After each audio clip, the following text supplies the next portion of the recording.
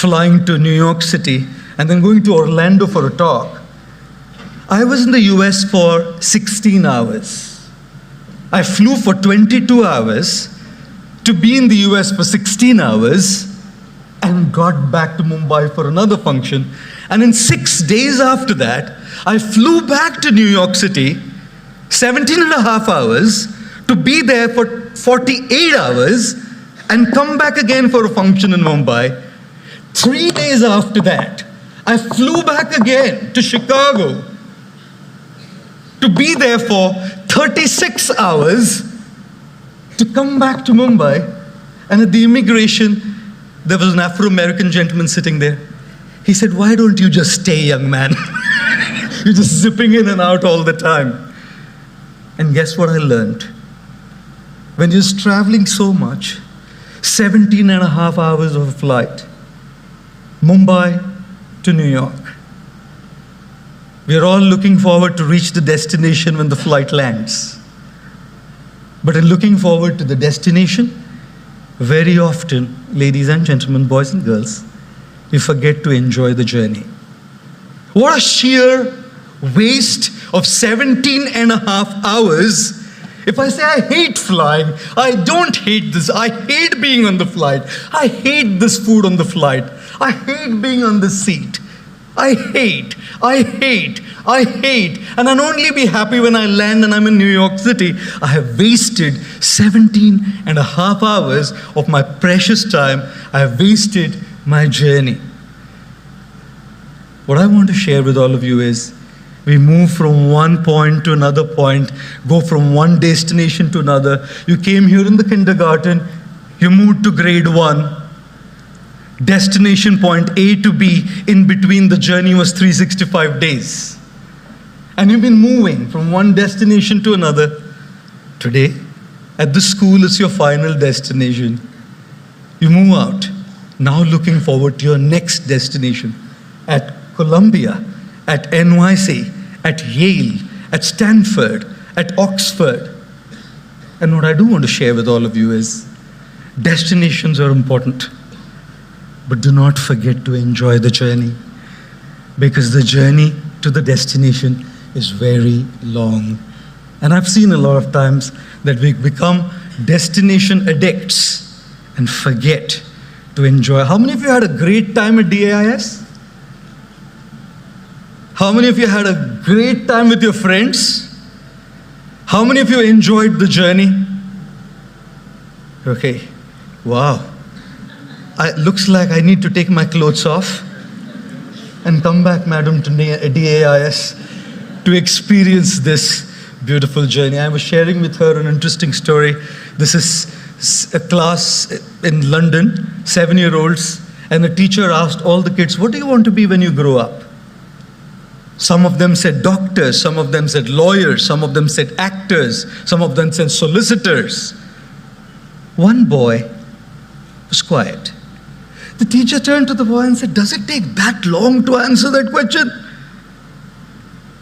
Very thoughtfully, the boy said, "When I grow up, madam, I want to be happy." The teacher said, "Boy, looks like you haven't got the question right." The 7-year-old said, "Ma'am, looks like you haven't got life right."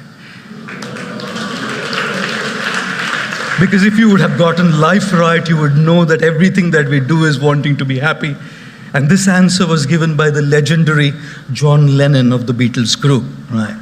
It was John Lennon who said this. You didn't get life right. And therefore, as you move from one destination to another, do not forget to enjoy the journey and be happy. How many of you failed in any exam ever in your life? Okay, some courageous souls raising their hands. A boy was once walking with his dad, college-going boy, and his friend messaged him, said, "Our college results are going to be out very soon." The boy messaged back saying, "I'm walking with dad. If he picks the phone up and he sees I've failed in any subjects, I'll be taken for a task.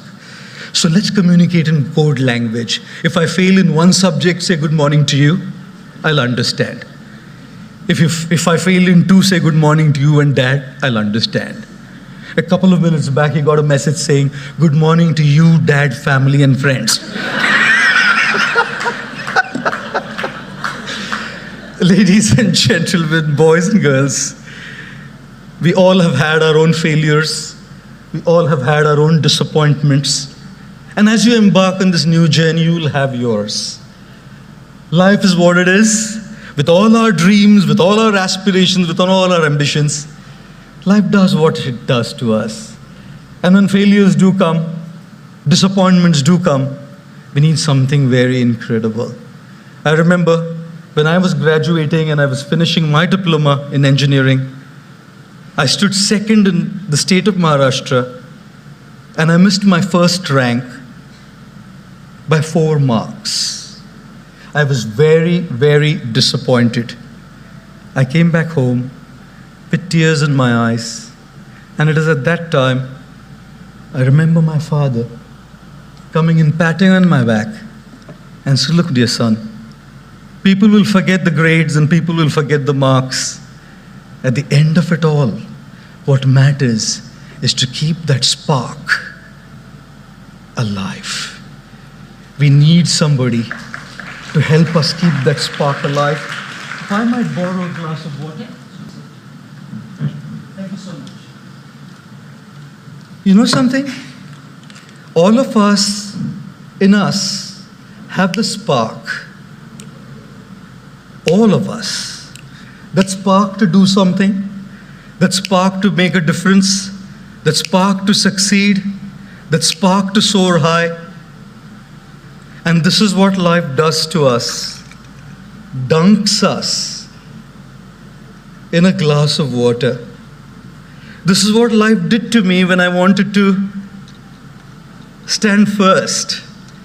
I was disappointed. I lost my first rank in the state of Maharashtra for 4 marks. And what life does to us kills that spark within. This is what life does. Extinguishes the spark. Sometimes we feel I just can't keep going. I can't do it. I feel helpless. It's at those times that we need somebody to trigger that spark back within us, ladies and gentlemen.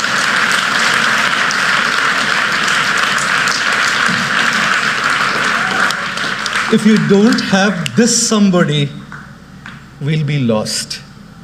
For me, it was my dad. And I hate saying it. I disagreed with him. I didn't speak to him for 2 full years. He had to fall on my feet and say, sorry, son, for whatever I did. I didn't say you're sorry.